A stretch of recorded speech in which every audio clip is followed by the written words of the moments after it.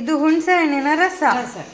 ಇದಕ್ಕೆ ನಾವು ಒಂದು ಸ್ವಲ್ಪ ಉಪ್ಪು ಹಾಕ್ತೇವೆ. ಹಾಕಿ ಇದು ಹುಣಸೆ ಹಣ್ಣಿನ ರಸ ಒಂದು ಅಂದಾಜು ಒಂದು 2 ಮುಷ್ಟಿ ಉಪ್ಪು ಇಷ್ಟ ಹಾಕಿದ್ದೇವೆ. ಈಗ ಇದನ್ನು ಈ ಹುಳಿ ರಸವನ್ನು ಹಿಡ್ಕೊಂಡು ನಾವು ಈಗ ಒಂದು ಉಪ್ಪಿನಕಾಯಿ ತಯಾರಿಸ್ತಾ ಇದ್ದೇವೆ. ಉಪ್ಪಿನಕಾಯಿ ತಯಾರಿಸೋದು ಹೇಗೆ ಅಂದರೆ, ಇದಕ್ಕೆ ಲಿಂಬೆ ಹುಳಿ ಆಗಲಿ ಮಾವಿನಕಾಯಿ ಹೋಳಾಗಲಿ ಯಾವುದೂ ಇಲ್ಲ. ಇದೊಂದು ಜೈನರೆಲ್ಲ ಮಾಡ್ತಾರೆ, ಅವರು ಒಂದು ಸ್ವೀಟ್ ಆಗಿ ಮಾಡ್ತಾರೆ, ಬೆಲ್ಲ ಯೂಸ್ ಮಾಡ್ತಾರೆ. ನಾವು ಮಾತ್ರ ಸ್ವೀಟ್ ಮಾಡ್ತಾ ಇಲ್ಲ, ಖಾರವೇ ಮಾಡ್ತಾ ಇದ್ದೇವೆ. ಇದಕ್ಕೆ ಒಂದು ಸ್ವಲ್ಪ ಹುಳಿಯ ರಸ ಇಟ್ಕೊಂಡಿದ್ದೇವೆ. ಇದಕ್ಕೆ ಸ್ವಲ್ಪ ಉಪ್ಪು ಹಾಕಿದ್ದೇವೆ. ಇದನ್ನೀಗ ಚಂದ ಕುದಿಸ್ತೇವೆ. ಇದಕ್ಕೆ ಮತ್ತೆ ನಾವೊಂದು ಸ್ಪೆಷಲ್ ಹುಡಿಯನ್ನು ಹಾಕಿ ಉಪ್ಪಿನಕಾಯಿ ಮಾಡೋದು. ಆ ಸ್ಪೆಷಲ್ ಹುಡಿಗೆ ಹೇಗೆ ಮಾಡೋದು ಅಂತ ನಾನು ತೋರಿಸಿ ಕೊಡ್ತೇನೆ ನಿಮಗೆ. ನೋಡಿ, ಈಗ ಇಷ್ಟು ಕುದೀತಾ ಉಂಟು. ಚಂದ ಕುದಿಬೇಕು. ಆಗ ನೋಡಿ, ಇಲ್ಲಿವರೆಗೆ ನೀರಿತ್ತು, ನೀರು ಸ್ವಲ್ಪ ಕಮ್ಮಿ ಆಯ್ತು. ಈಗ ಚಂದ ಕುದ್ದಾದ ಮೇಲೆ ಇದನ್ನು ಆಫ್ ಮಾಡಿ ಕೆಳಗೆ ಇಡಬೇಕು. ಇದು ಬಿಸಿ ಇರಬಾರ್ದು, ಫುಲ್ಲು ತಣ್ಣಗಾಗಬೇಕು. ಇದು ಯಾಕೆ ತುಂಬ ಕುದಿಬೇಕು ಹೇಳಿದರೆ, ಅದು ಬೇಗ ಹಳಸು ಬರ್ತದೆ, ಅಂದರೆ ಸ್ಮೆಲ್ ಚೇಂಜ್ ಆಗ್ತದೆ. ಉಪ್ಪಿನಕಾಯಿ ತುಂಬ ದಿನ ಇಡ್ಲಿಕ್ಕೆ ಆಗೋದಿಲ್ಲ. ಅದಕ್ಕೋಸ್ಕರ ಇದು ಚಂದ ಕುದ್ದಾದ ಮೇಲೆ, ಇದರ ನೀರ ಅಂಶ ಎಲ್ಲ ಹೋಗಿ ಚಂದ ಕುದೀತದಲ್ವಾ, ಕುದ್ದಾದ ಮೇಲೆ ಇದನ್ನು ಆಫ್ ಮಾಡಿ ಕೆಳಗಿಡಬೇಕು. ಕೆಳಗೆ ಇಟ್ಟಾದ ಮೇಲೆ ಇದು ಫುಲ್ಲು ಆರಬೇಕು, ಬಿಸಿ ಇರಬಾರ್ದು, ಫುಲ್ಲು ಚಪ್ಪೆ ಆಗಬೇಕು.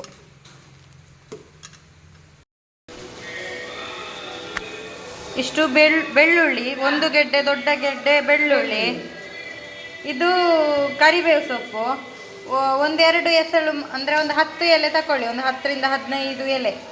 ಮತ್ತು ಇದು ಖಾರ ಇದೆ ಮೆಣಸು, ಅದಕ್ಕೊಂದು 5 ಮೆಣಸು ತಗೊಂಡಿದ್ದೇವೆ, 5-6 ಮೆಣಸು. ಇದು ಅಷ್ಟೇನು ಖಾರ ಇಲ್ಲ, ಉದ್ದ ಮೆಣಸು, ಗಿಡ್ಡ ಮೆಣಸು.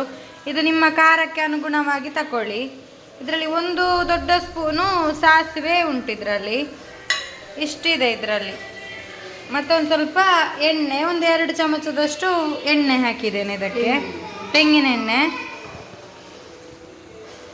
ಬೆಳ್ಳುಳ್ಳಿ ಸ್ವಲ್ಪ ಇದು ಬೆಳ್ಳುಳ್ಳಿ ಮತ್ತು ಕರಿಬೇವು ಸೊಪ್ಪು ಎಣ್ಣೆ ಹಾಕಿದೆ ಅಲ್ಲ, ಅದನ್ನು ಲೈಟ್ ಕಾಯಿಸ್ತಾ ಇದ್ದಾರೆ. ಆಮೇಲೆ ಇದು ಕಾಯಬೇಕಾದ್ರೆ ಇದನ್ನು ಹಾಕಬೇಕು, ಸಾಸಿವೆ ಹಾಕಬೇಕು. ಸಾಸಿವೆ ಚಟಪಟ ಹೊಟ್ಟಬೇಕು. ಹೊಟ್ಟಿದ ಮೇಲೆ ಮತ್ತೆ ನಾವು ಒಣಮೆಣಸು ಹಾಕಲಿಕ್ಕೆ.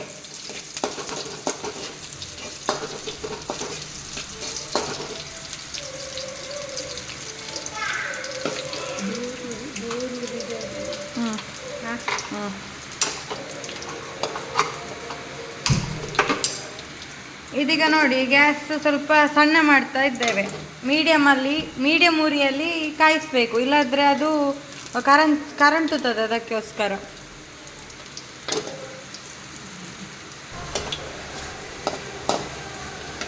ಇದು ಬೆಳ್ಳುಳ್ಳಿ ಸಿಪ್ಪೆ ತೆಗೆದ ಬೆಳ್ಳುಳ್ಳಿ ಇದು. ಅದನ್ನು ಜಜ್ಜಿ ಎಣ್ಣೆಗೆ ಹಾಕಿದ್ದೇವೆ, ಇಲ್ಲದಿದ್ದರೆ ಅದು ಹೊಟ್ಟುತ್ತದೆ. ಅದಕ್ಕೋಸ್ಕರ ಸ್ವಲ್ಪ ಜಜ್ಜಿ ಹಾಕುದು. ಈಗ ಇದಕ್ಕೆ ಸಾಸಿವೆ ಹಾಕಿದ್ದು,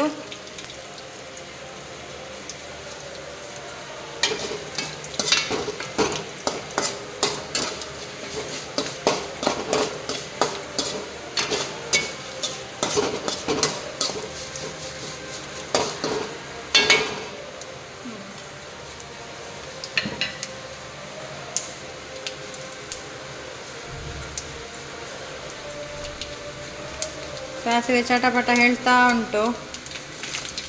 ಇದಕ್ಕೆ ಒಣಮೆಣಸು ಹಾಕಿದ್ದೇವೆ.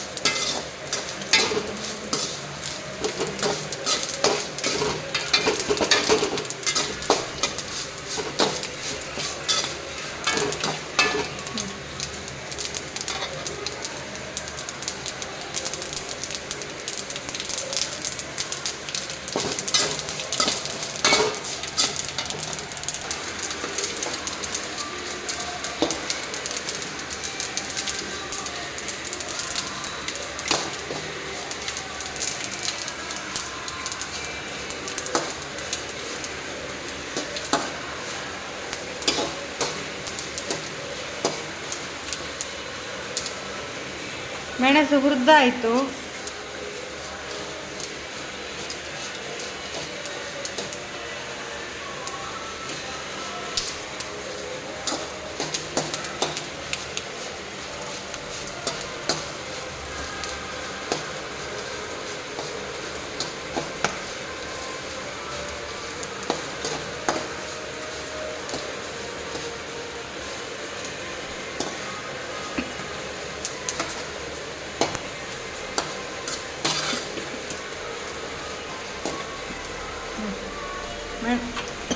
ಇನ್ನು ಮೆಣಸನ್ನು ಹುರಿದ ನಂತರ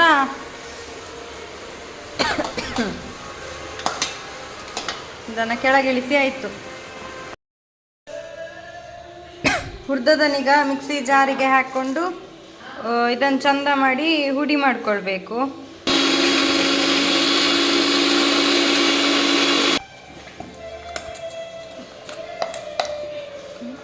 ಈ ರೀತಿ ಚಂದ ನೈಸಾಗಿ ಆಗಿದೆ.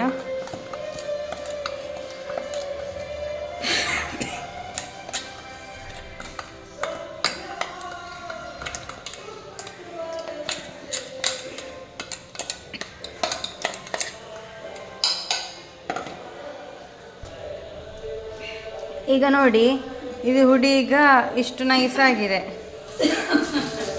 ಇಷ್ಟು ನೈಸ್ ಆಗಿದೆ. ಇದಕ್ಕೆ ಚೂರು ಕೂಡ ನೀರು ಹಾಕ್ಕೊಳ್ಳಿಲ್ಲ. ಉಪ್ಪಿನಕಾಯಿ ಮಾಡುವಾಗ ನೀರು ಹಾಕ್ಕೊಳ್ಳಲ್ಲ. ಇದು ನಾವೀಗ ಹೇಗೆ ಹುರಿದಿದ್ವಿ ನೋಡಿ, ಅದನ್ನೇ ಡೈರೆಕ್ಟಾಗಿ ತಂಡ ಮೇಲೆ ಮಿಕ್ಸಿ ಜಾರಿಗೆ ಹಾಕ್ಕೊಂಡು ಹುಡಿ ಮಾಡಿದ್ದು. ಇದೀಗ ಸ್ವಲ್ಪ ನಾವು ರುಬ್ಬುವಾಗ ಹುಡಿ ಮಾಡ್ಕೊಂಡ್ವಲ್ಲ, ಈಗ ಸ್ವಲ್ಪ ಜಾರ್ ಬಿಸಿ ಇದೆ. ಸೊ ಇದು ಕಂಪ್ಲೀಟಾಗಿ ಆರಬೇಕು. ಆರಿದ ಮೇಲೆ ಆವಾಗ ನಾವು ಹುಣಸೆಹಣ್ಣಿನ ನೀರು ಮಾಡ್ಕೊಂಡಿದ್ವಲ್ಲ, ಈ ಹುಣಸೆಹಣ್ಣಿನ ನೀರಿಗೆ ಈ ಹುಡಿ ಹಾಕಿ ಚಂದ ಮಾಡಿ ಮಿಕ್ಸ್ ಮಾಡಬೇಕು. ಅಲ್ಲಿಗೆ ನಮ್ಮದು ಉಪ್ಪಿನಕಾಯಿ ರೆಡಿ. ಇದೀಗ ಆರಿದೆ ನಮ್ಮದು. ಇದಕ್ಕೆ ನೋಡಿ, ಜಾರಿಗೆ ಸ್ವಲ್ಪ ಹುಳಿ ನೀರು ಹಾಕಿ ಇದಕ್ಕೆ ಹಾಕಿ ಮಿಕ್ಸ್ ಮಾಡ್ಕೊತಾ ಇದ್ದೇವೆ ನಾವೀಗ.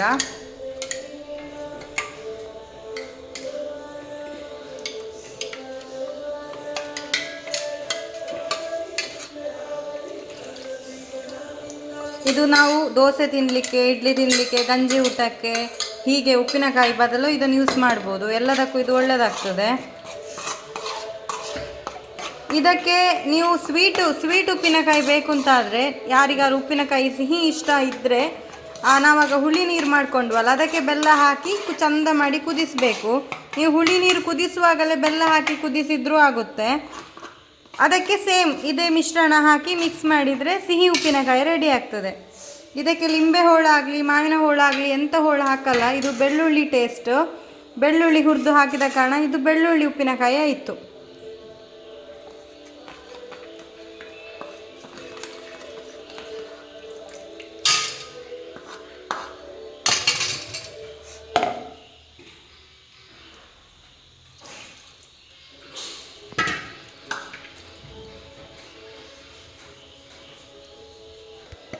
ನೋಡಿ, ಹೀಗೆ ತುಂಬ ನೀರಾಗಬಾರ್ದು, ದಪ್ಪ ದಪ್ಪ ಇರಬೇಕು ಉಪ್ಪಿನಕಾಯಿ ರಸ. ತುಂಬ ನೀರಾದರೆ ಒಳ್ಳೆಯದಾಗೋದಿಲ್ಲ. ಎಲ್ಲಿಯಾದರೂ ಹುಳಿ ರಸ ಮಾಡಿದ್ದು ಮಿಕ್ಕಿದ್ರೆ ಅದಕ್ಕೆ ಸಪ್ರೇಟ್ ಹುಡಿ ಮಾಡಿ ಹಾಕಬೇಕು. ಇದಕ್ಕೆ ಈಗ ಮಾಡಿದ ಹುಡಿಗೆ ತಕ್ಕಷ್ಟು ಹುಳಿ ರಸ ಹಾಕಿ ಅದಕ್ಕೆ ಹದ ಬರಿಸಬೇಕು.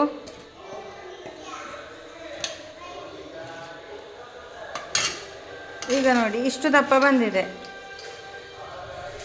ತುಂಬ ನೀರಿಲ್ಲ. ಒಂದು ದೋಸೆ ಹಿಟ್ಟು ಹದ ಉಂಟಲ್ಲ, ಅಷ್ಟು ದಪ್ಪ ಇದೆ ಇದು. ತುಂಬ ನೀರು ಮಾಡಿದರೆ ಒಳ್ಳೆಯದಾಗೋದಿಲ್ಲ, ಇಷ್ಟು ದಪ್ಪ ಬೇಕು. ನೋಡಿ, ದಪ್ಪ ಇದೆ.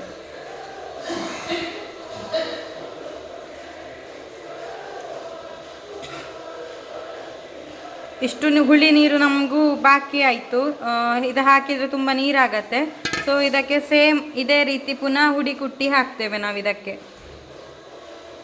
ವಿಡಿಯೋ ಇಷ್ಟ ಆದರೆ ನನಗೆ ಶೇರ್ ಮಾಡಿ, ಕಮೆಂಟ್ ಮಾಡಿ, ಸಬ್ಸ್ಕ್ರೈಬ್ ಮಾಡೋದನ್ನು ಮರಿಬೇಡಿ. ಹಾಗೆ ಕಮೆಂಟ್ ಮೂಲಕ ನಮ್ಮ ಉಪ್ಪಿನಕಾಯಿ ಹೇಗಾಗಿದೆ ಅಂತ ನನಗೆ ಕಮೆಂಟ್ ಮೂಲಕ ತಿಳಿಸಿ.